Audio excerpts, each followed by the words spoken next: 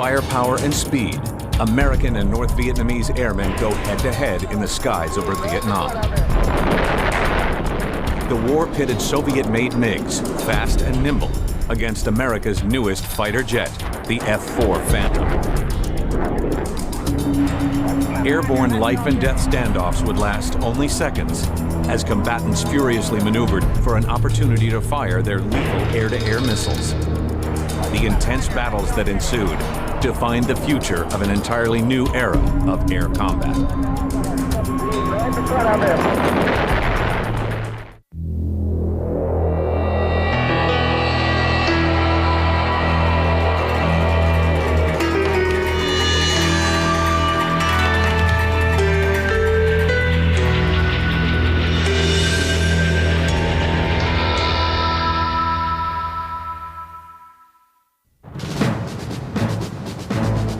By March of 1965, the war in Vietnam had reached a fever pitch. Thousands of men and aircraft were committed to the conflict. Eventually, American warplanes were launched on around-the-clock sorties in an air campaign called Rolling Thunder. Their goal was to crush the communist Vietnamese insurgency known as the Viet Cong. American air crews aimed for the insurgents' supply lines flowing from the north. U.S. military leaders also hoped that the campaign would serve as a warning to the North Vietnamese. For American airmen, the threat in the south and the north was radically different. In South Vietnam, American airplanes dominated the skies.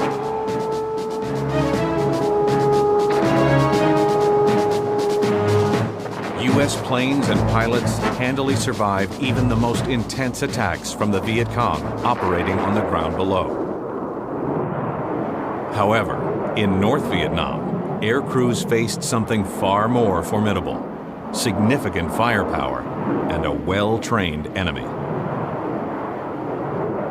Throughout the mid-1960s, the North Vietnamese placed anti-aircraft artillery along the most common routes used by American planes and around the major target areas.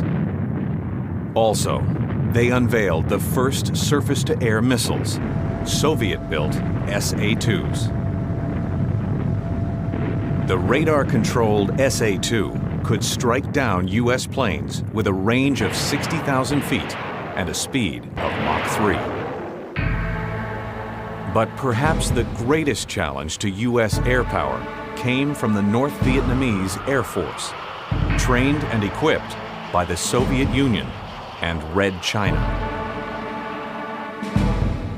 They flew the relatively slow but agile Soviet-built MiG-17s and increasingly faster and more heavily armed MiG-21s. The more nimble airframes gave the North Vietnamese a distinct advantage over the Americans. U.S. crews flew the F-105 Thunder Chief. Against a MiG, these fighter bombers were cumbersome and difficult to maneuver. Simply put, the primary strike aircraft of the Rolling Thunder campaign could be easily outrun and ultimately shot down by the enemy. Once engaged, the best way for American planes to survive the confrontations was to drop their ordnance and hit the deck. But this wasn't an option for fighters engaged in a war. Instead, it was time for the U.S. to unveil the latest weapon in its arsenal, the F-4 Phantom. The new fighter jet was expected to defeat the MiGs from long range with little warning. But that was only a partial solution. Too often, American air crews would have to face the MiGs in close-range dogfights, something for which they were extremely ill-prepared. I went through pilot training. Okay, that took a year. Then I went through 6 months checkout in the F-4. Okay, and then I flew the F-4 for about 6 more months. And so then I got 2 years invested, and I'm a fighter pilot. And all of a sudden the Vietnam War starts getting up, and they pull out some of these old books that guys had written back in the Korean War days and World War II. And in there, they're talking about maneuvers that I had no concept of. Barrel roll attacks, high-speed yo-yo. low-speed yo-yo, vertical rolling scissor, a scissor. Not only did I not know what the maneuver was, I had never heard the term before. And these were all fighter maneuvers that you use to get behind a guy to shoot him down. Initially, in the U.S. Navy, the air-to-air combat mission was split between F-4 crews and the pilots of the F-8 Crusader, a single-seat fighter capable of operating from the shorter decks of older carriers. Eventually, the Phantoms became the Navy's weapon of choice to counter the rising MiG threat.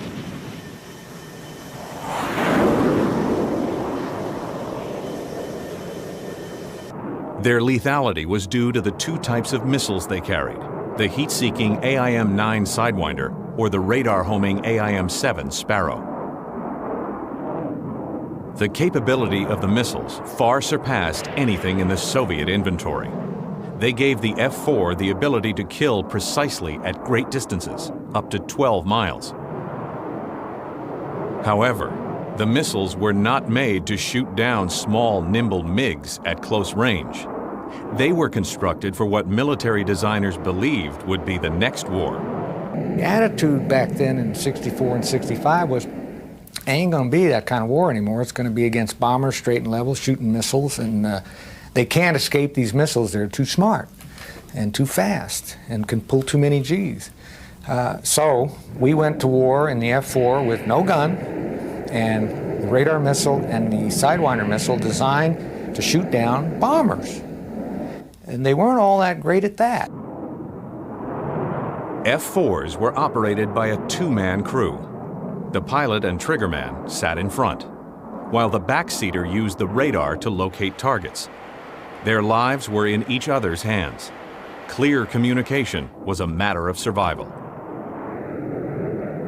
The guy in the back gets it on the radar and he says, okay, we got a bogey, 20 left, 10 up, 15, which is 15 miles. Okay, that's where he was when this guy saw him, thought about it, and told you. Okay, but everything is moving. It's you know, like six-dimensional, because it's not just you moving, he's moving too. So for him to be effective, he's got to be telling you that just constantly. Well, you can't. So you're just getting data bits. This verbal communication front to back was tough, very tough, and slow. Once the F-4s started closing in on the MiGs, pilot and navigator had to determine the best moment to unleash their weapons. The Sidewinder was designed to guide on the heat from jet exhaust and could only be launched from behind a MiG. The radar-guided Sparrow should have provided crews with a long-range acquisition advantage. But under U.S. rules of engagement, the crew had to visually identify the aircraft, usually by making a close pass, before they could activate the missile's outdated guidance system. You had to wait 4 seconds before you could fire. You had to wait 2 seconds for the radar to settle. And this is an old analog radar set, tubes. Yeah. So we had to wait 2 seconds for the radar to settle down, and then another 2 seconds for the radar data to program the missile. You fired at 3.5 seconds, you had a stupid missile. So what you'd hear was, you're locked, 1,001, 1,002, 1,003, 1,000 fire. You know, so we had to have that 4-second time, and that's an eternity when you're moving at supersonic speeds. Even after the pilot pulled the trigger, there was another 1.5 seconds delay before the missile fired, and the crew had to stay locked onto the MiG until the Sparrow struck, an extremely difficult and dangerous feat to achieve in combat. North Vietnamese MiGs usually operated in well-coordinated teams. If an F-4 crew managed to engage one, they could count on the fact that others were waiting nearby. Ground-based radar operators controlled the MiGs. They dictated virtually every maneuver the pilots made.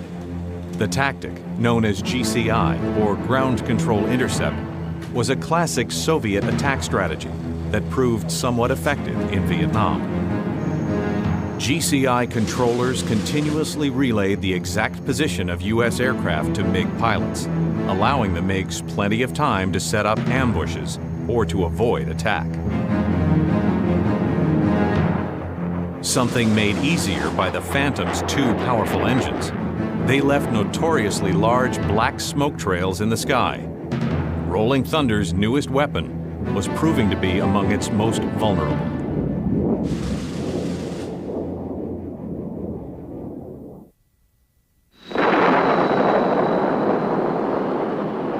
Rolling Thunder, the air campaign launched against the North Vietnamese and Viet Cong, has been underway for almost 2 years.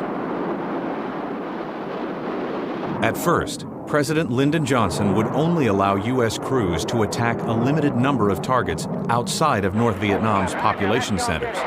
But the strategy had been ineffective.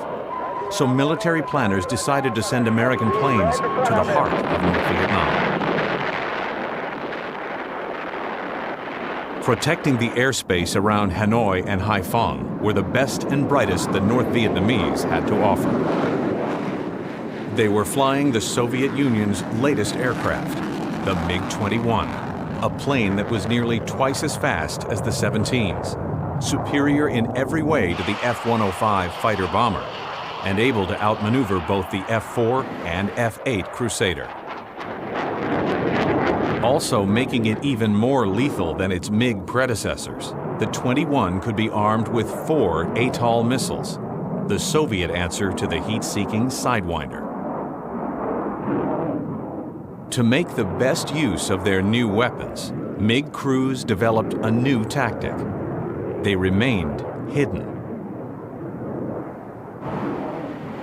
Until the slower, less able American planes were so low on fuel that they had no choice but to jettison their payload to make it out alive.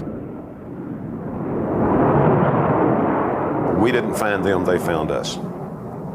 They would usually come up and try to make sneak attacks on the strike force, hoping to get them to jettison their bombs and not make it to the target. And it would be sometimes a combination of MiG-17s and 1 or 2 MiG-21s. The 17s would be used as a decoy to get the F-4s and the 105s to forget about what they were supposed to be doing and try to go for the MiG-17s. And once your attention was diverted to the 17s, the MiG-21s would come through in a supersonic high-speed pass, fire a couple of missiles, and away they go. And by this time, the MiG-17s have started to run, and so now the entire strike is disrupted. That was their goal. As the war continued on, F-4 crews became increasingly frustrated. They knew how to maneuver in a dogfight, but their missiles weren't right for the job. None had a kill rate higher than 15%. At close range, they were extremely difficult to use, and many simply failed to track properly or fire at all. To be truly lethal, the Phantoms needed a gun. One squadron took matters into their own hands. On the plane's belly, they mounted a 20mm Gatling gun, capable of firing 100 rounds per second.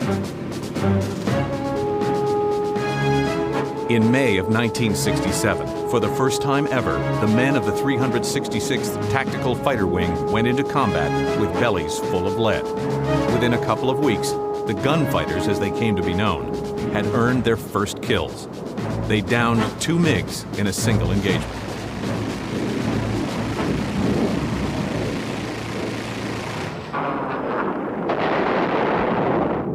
Now, the Phantom force was lethal on 2 fronts.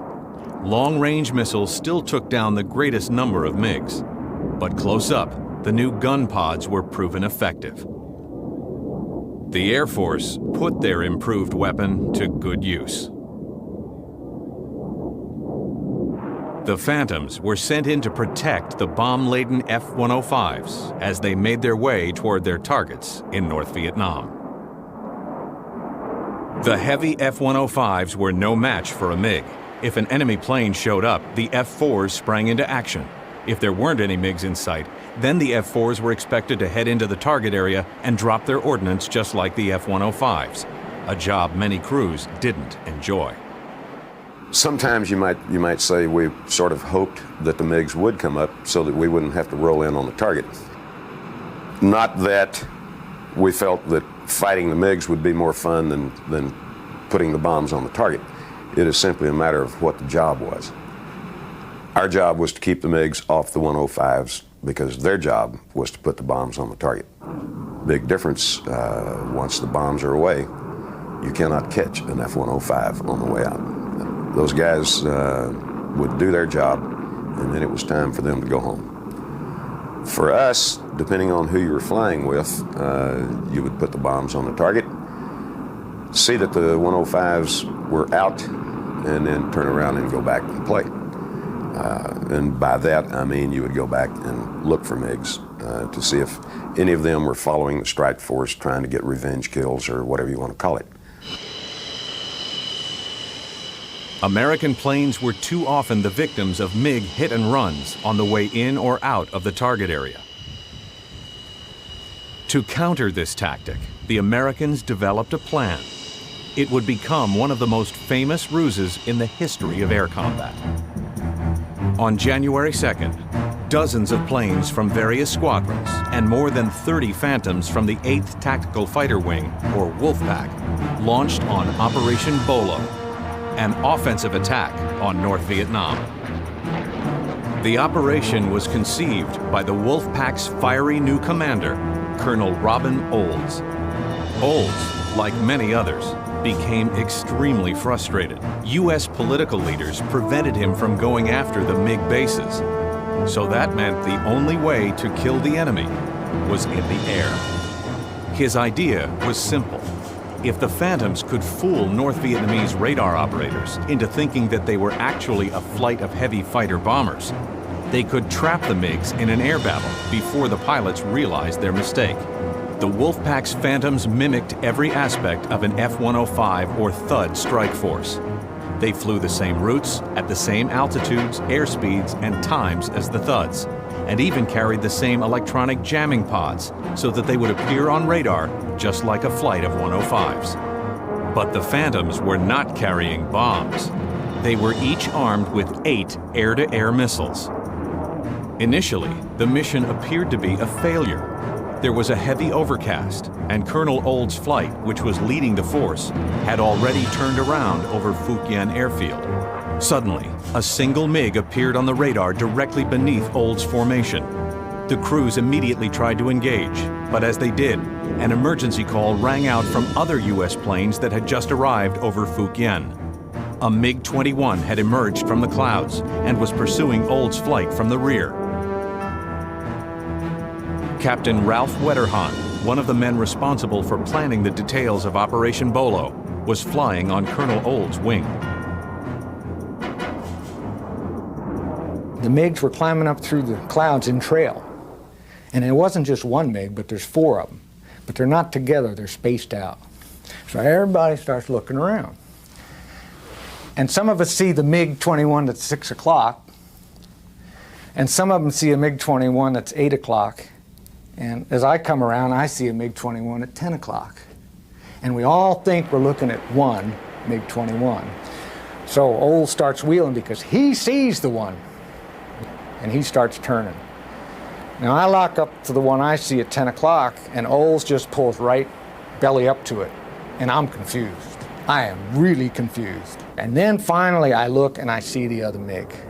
But we right away sandwiched ourselves between 2.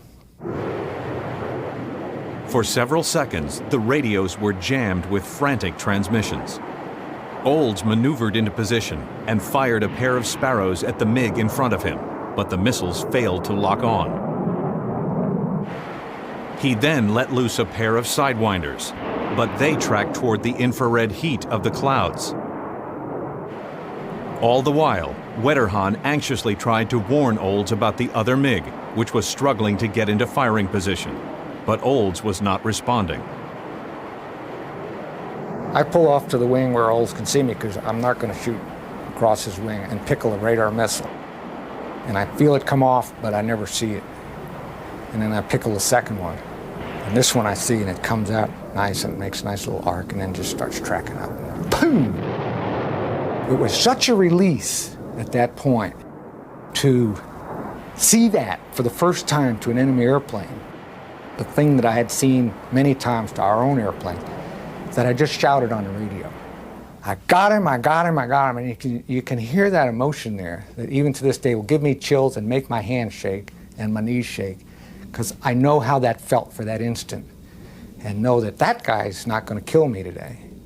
But that only lasts for about a second, and then the fight is back on because there's much more going on. I look behind and there's missile cons everywhere, and they're streaking out, and they're like skeletal fingers, coming at you, and if they touch you, you're dead.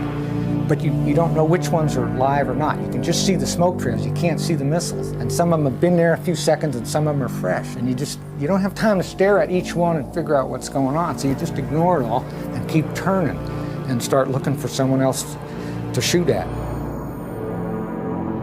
By now, the North Vietnamese were well aware that they had been lured into a trap. The Wolfpack systematically hunted down and killed 6 more MiG-21s, giving the Americans a much-needed advantage in the skies over Vietnam.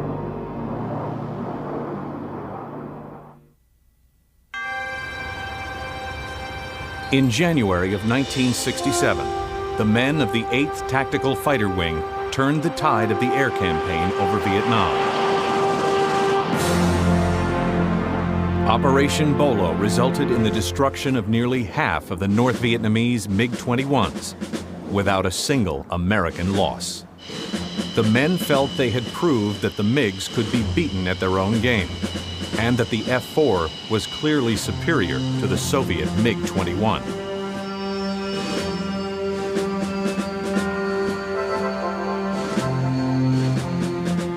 Most attributed the success of Bolo to the uncommon determination and leadership of Colonel Olds. A few days after Bolo, he initiated another successful ruse in which a pair of Phantoms, mimicking a weather reconnaissance flight, downed 2 more MiG-21s. The triumphs of U.S. fighter crews dealt a serious blow to the North Vietnamese. For now, the enemy was subdued.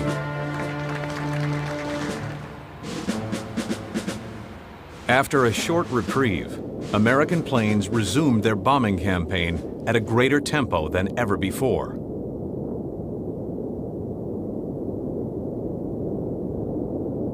Both the Air Force and the Navy began launching multiple missions virtually every day, most of which contained upwards of 100 aircraft. Increasingly, vital targets such as steel mills, power plants, and the rail lines heading from Hanoi to China were repeatedly hammered. Several air bases were also opened to attack, and in a major climax to the Rolling Thunder campaign, President Johnson personally authorized strikes against the main MiG base at Phu Quyen. A massive 3-day effort severely cratered airstrips at the facility and damaged or destroyed at least 20 MiGs. But as the intensity of operations increased, so too did MiG opposition. U.S. fighter crews struggled to maintain air superiority. Larger assaults and new tactics took a toll on American strike forces. In the end, the North Vietnamese pilots still proved less effective than their U.S. enemy. MiGs downed at least 56 American planes, while the Americans killed 118 of theirs. The 2-to-1 kill ratio marked the poorest performance for U.S. airmen in any conflict. On April 1, 1968, President Johnson halted bombing missions against North Vietnam above the 19th parallel. By November, all Rolling Thunder operations had ended. While a debate ensued over how to improve the effectiveness of the U.S. fighter force, the air war over North Vietnam was indefinitely suspended.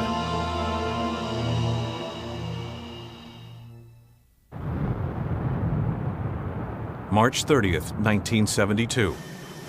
During a suspension of the air war over North Vietnam, the Communists invaded the South. A week later, President Richard Nixon ordered U.S. airmen to return to the skies over the North under Operation Freedom Train, a massive bombing campaign aimed at halting the flow of men and supplies pouring into South Vietnam. By early May, Nixon had expanded the campaign to include targets throughout the entire country under Operation Linebacker. North Vietnam used the long respite from air attacks to dramatically strengthen its military. By 1972, the North Vietnamese Air Force had been equipped with a combination of nearly 250 MiG-17s, 19s, and 21s.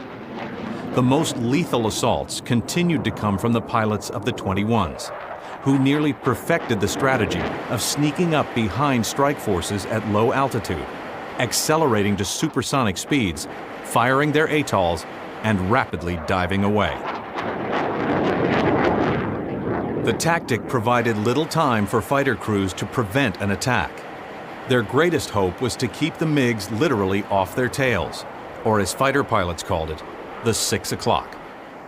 Our tactic to counter that was to do everything possible to clear 6 o'clock. In a flight of 4, the two elements would cross each other. We would do 90-degree right and 90-degree left turns, 180-degree right, 180-degree left turns. So we were constantly maneuvering in the high threat area.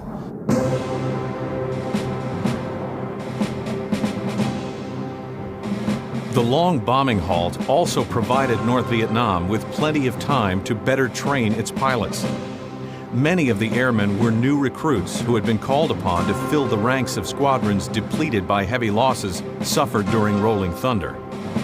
But those that survived were able to hone their skills and learn to rely more on their combat experience than on restrictive guidance from ground controllers. You could tell right when you got into a fight with him exactly what type of pilot you had. You know, if he stayed and was aggressive, you had a problem. He was one of the old guys, and he was going to stay and fight and do a good job at it. If he looked like he was a new lieutenant and didn't know what he was doing, he was a new guy. Didn't understand the airplane, had to live within the Soviet system of GCI control, which meant the flight lead for the flight was on the ground in the radar van controlling the flight. You can't have a time delay between you talking to somebody and them watching the radar and then tell you what to do. It's instantaneous. He died. The Navy and the Air Force took very different approaches to improving the effectiveness of their fighter forces during the bombing halt. The Air Force largely focused on technical problems, installing an internal gun on newer model Phantoms, developing improved airborne radar, and working to solve missile problems that had plagued crews for years. The Navy focused on training, initiating a postgraduate course in fighter weapons, tactics, and doctrine that came to be known as Top Gun. For 3 solid weeks, Navy Phantom crews flew simulated air combat missions at Miramar Naval Air Station in California against aircraft that closely resembled the MiGs.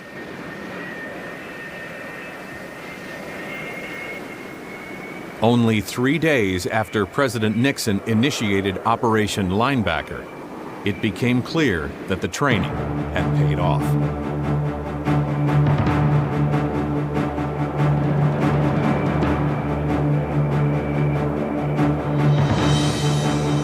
On May 10, 1972, Lieutenant Randy Cunningham and his RIO, or Radio Information Officer, Lieutenant Willie Driscoll, joined up with more than 35 aircraft heading to strike a key rail yard between Hanoi and the port city of Haiphong. Their mission was to suppress anti-aircraft threats with cluster bombs and then to protect the force against the threat of MiGs. Cunningham and Driscoll reached the target area as planned, but were initially unaware that at least 22 MiGs had already launched and were preparing to intercept the force. I had bombed a target area, and as I pulled off the target, I made a mistake. What you don't do is look back at the target. You look for MiGs and things. looked over and I was making a comment to Willie, look at this target we just hit. And my wingman, Brian Grant, called Duke MiG-17s at 7 o'clock. And we reversed just in time to see tracers from a MiG coming really high speed at us. Cunningham broke hard into the MiG, forcing the pilot to overshoot, quickly reversed back in behind him, and fired a Sidewinder. The missile tracked directly for the MiG, blowing it to shreds. The crew began searching for other aircraft, but noticed that several of the MiGs had entered into a wagon wheel, a defensive strategy used by the North Vietnamese to provide mutual protection from the rear. The tactic posed little threat to airmen, as long as they attacked directly from the side, took high-speed shots as they passed through the circle, and didn't slow down. But two of the Phantoms had slowed down and were furiously maneuvering inside the wheel. Cunningham and Driscoll tried to help one of the F-4s, which was piloted by their commander. He was being pursued by at least two MiG-17s and a 21.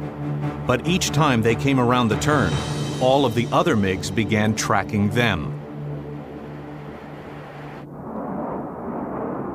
I made every excuse that I could think of in my own mind to get out of there, because in that kind of an environment, you're not going to survive 99 times out of 100. And I actually turned the airplane away and thought, I'll die if I go in there. And I actually got the airplane turned, started going away, and a thought came to me and said, if I leave, the XO is going to die.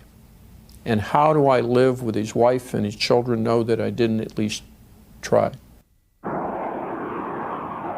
Cunningham and Driscoll turned back into the fight and began maneuvering in behind the MiG on their commander's wing. They struggled for several seconds to get a clear shot, fearing that a Sidewinder might guide on hot exhaust from the wrong plane. Suddenly, an opportunity emerged, and Cunningham fired. The MiG exploded right beside his commander, but the Phantom remained intact. The other MiGs immediately disengaged and dove away toward Hanoi. Fearing that there could still be many more MiGs in the area, Cunningham and Driscoll began heading back toward the fleet. But their day was far from over. As the crew flew out toward the coast, a single MiG-17 appeared in the distance. Cunningham pressed the aircraft head-on to prevent the pilot from turning in behind him. Suddenly, the MiG's cannons lit up, forcing him into a steep climb. Ordinarily, North Vietnamese pilots disengaged once they lost a clear advantage. But this was no ordinary pilot. I fully expected this MiG, when I pulled up and was going to turn into him like this, to just run and unload and go to Hanoi, and I was going to have to come back and chase him. Instead, as I went a little vertical and showed him a nose position, I came back over the top. We were in the pure vertical, and I looked back and saw a little set of goggles, a little white scarf, and could see canopy to canopy going pure vertical with him slightly below me, the MiG driver. And we arced over the top, gave him a flight path, which is another mistake I made. He shot, broke out of the flight of his bullets, put him right where I wanted him to at my 6 o'clock. It's not where I wanted him. Cunningham unloaded his aircraft, pulled up hard, and kicked the rudder over the top, positioning himself behind the MiG. But the MiG pilot responded, executing virtually the same maneuver. For several minutes, the two planes dueled in a furious dogfight, repeatedly trading advantage for disadvantage in what's known as a rolling scissors. Suddenly, Cunningham recalled a similar engagement that an instructor pilot had put him through at Top Gun. He pulled up hard into a climb. Again, the MiG pilot stayed with him, but this time, he did the unexpected, executing a daring maneuver that was immortalized in the 1986 Hollywood thriller Top Gun. Just like in the movie, he started his nose up a little bit coming in a position like this. Well, I chopped the throttle, put the speed brakes, and dropped the flaps, and he went out in front of me. And I had done that in training at Top Gun. It worked against the instructor pilot, and it worked against him because he's sitting up here, and that's where we shot him. The MiG attempted to escape straight down, but it was too late. Cunningham fired a single Sidewinder. Several seconds later, he saw a brief flash and a trail of black smoke as the MiG flew into the ground. Cunningham and Driscoll were drained, but ecstatic. They had clearly met one of North Vietnam's most formidable pilots on the battlefield and had emerged victorious. They had also become the first aces of the Vietnam War, earning their third, fourth, and fifth kills during a single engagement. Incredibly, though, there was little time for either man to contemplate the significance of what had taken place. As they headed back toward the coast, an emergency broadcast warned that SAMs had been launched from the city of Nam Dinh. Cunningham looked toward the city just in time to see an SA-2 heading straight for him. The missile detonated several feet from the F-4, sending shrapnel into the plane's underbelly. Cunningham struggled to pull the plane into a climb, and then managed to roll it some 50 miles out to the coast using only his rudder and afterburner. Mayday, mayday, mayday. Night train 505. Shortly after reaching the Gulf of Tonkin, there was an explosion in the rear of the aircraft.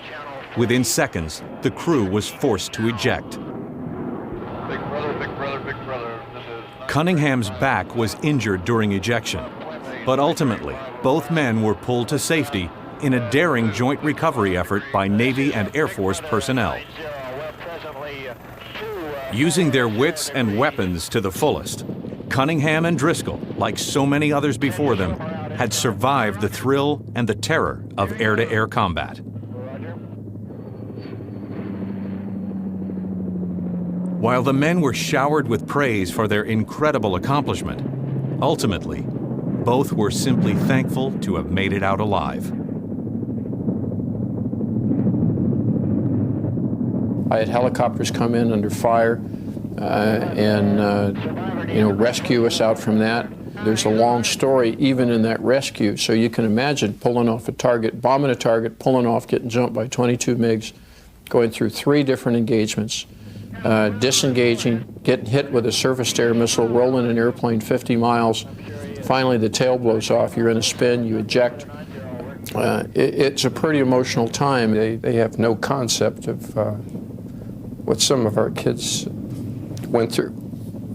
And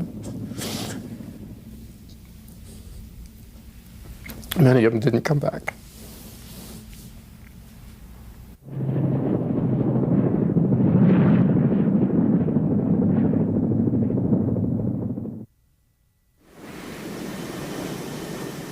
As the air war over Vietnam heated up, Navy fighter crews repeatedly demonstrated the value of Top Gun's training, achieving better than a 12-to-1 kill ratio against North Vietnamese MiGs, while preventing the loss of all but one of their attack aircraft.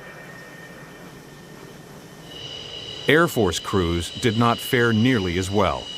In fact, during June and July, their kill ratio dropped to an astounding 1-to-1. Many factors contributed to the dismal statistics, including the ability of the North Vietnamese to detect Air Force assaults much sooner than those launched by the Navy. But it was also clear that the concentration on technical issues rather than on tactics and training left many Air Force crews woefully unprepared for the intensity of air combat in 1972.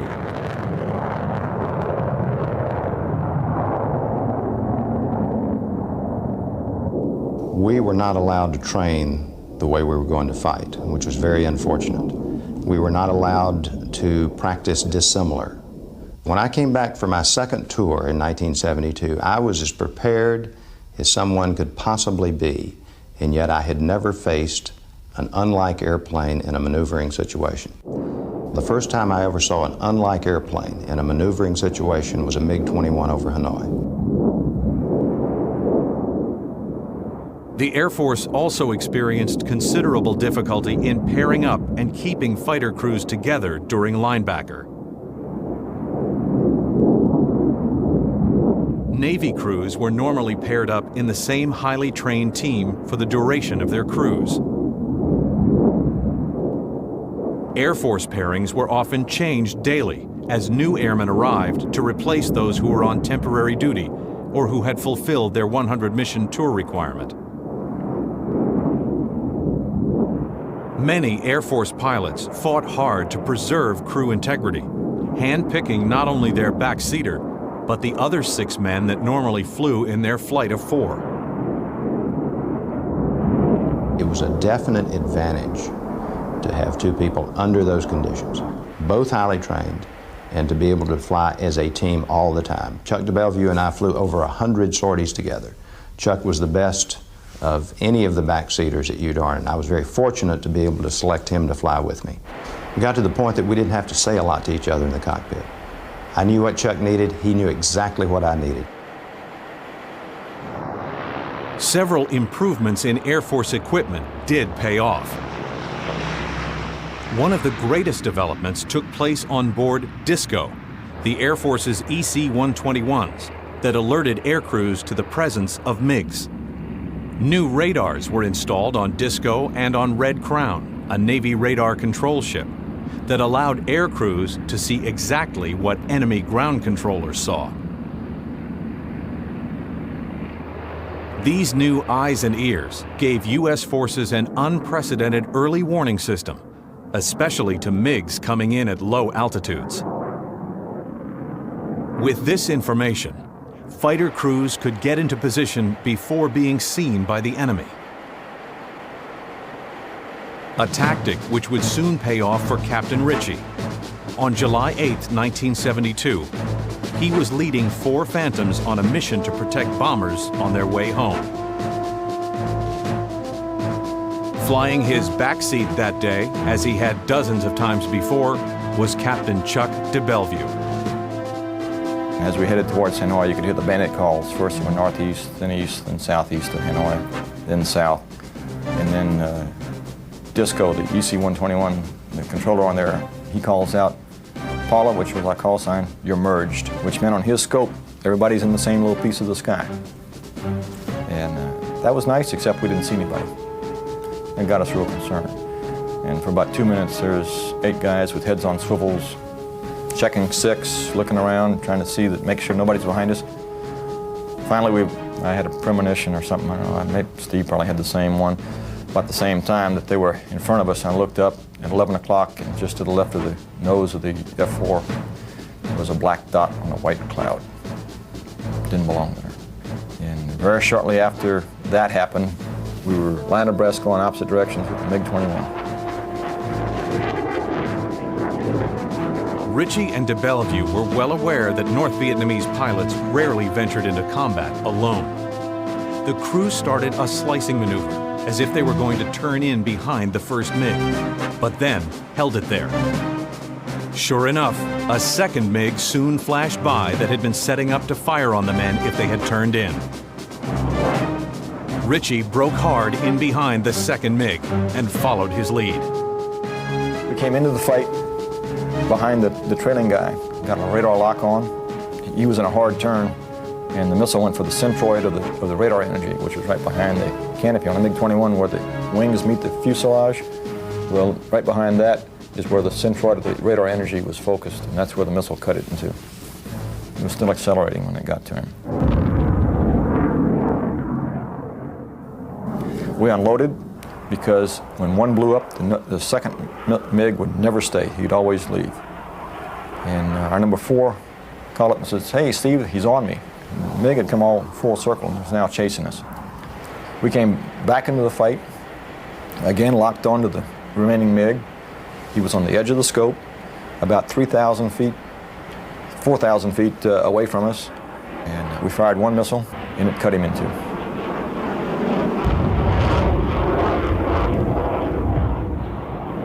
It took 1 minute and 29 seconds from tally-ho, with the black fly speck on that white cloud, until splash 2. Within 2 months of his dramatic double kill, Captain Ritchie downed another MiG-21, his 5th overall, to become the first Air Force ace of the war. Captain de Bellevue, the guy in back on 4 of those missions, ultimately earned 2 more kills with another pilot to become America's highest-scoring ace in Vietnam. The achievements of both men received a great deal of attention. They, like so many American crews during Vietnam, put man, machine, and tactics to the test. Ultimately, U.S. forces shot down close to 200 MiGs. Despite their tremendous success, they are just grateful to have survived. Imagine being in an arena where living or dying depended on winning or losing. And you win and you live. It's pretty exciting. Of course, it wouldn't have happened without the tremendous team. And I've said to audiences all around the world that if it had not been for the thousands and thousands of young people doing their job day in and day out in a very professional and dedicated manner, not only would Steve Ritchie not be a fighter ace, I probably would not be alive. Well-trained crews and ample weaponry weren't the only things that helped U.S. airmen succeed. There was also a weakness that the Americans ably exploited. North Vietnamese pilots were not allowed to operate freely. Every maneuver was tightly controlled from the ground. Had they been better, had they been allowed to be better, we probably wouldn't have survived. I think I could have taken a dozen of our best pilots to Hanoi, flown the MiG-21 against U.S. forces, and U.S. forces would not have survived. I believe I could have shot down an F-4 every day if I were flying a MiG-21, because it was relatively simple for them to get into our rear quarter position, supersonic, fire their ATOL, and dive away. It's just that they weren't very good at it. Vast improvements in American fighter technology took shape in the years that followed the Vietnam War. But the most significant advances took place in tactical training. The Navy's Top Gun program continued to produce increasingly more competent fighter crews. The Air Force eventually formed an aggressor squadron that specialized in Soviet tactics and initiated Red Flag, a program that pitted the squadron against American and Allied airmen from around the world. As veterans of the war returned home, they left behind an invaluable legacy: lessons from real-world combat. Hopefully, these lessons would not only lead American planes and pilots to victory, but also save their lives. In the end, those who fought the war over Vietnam forever changed the nature of air combat.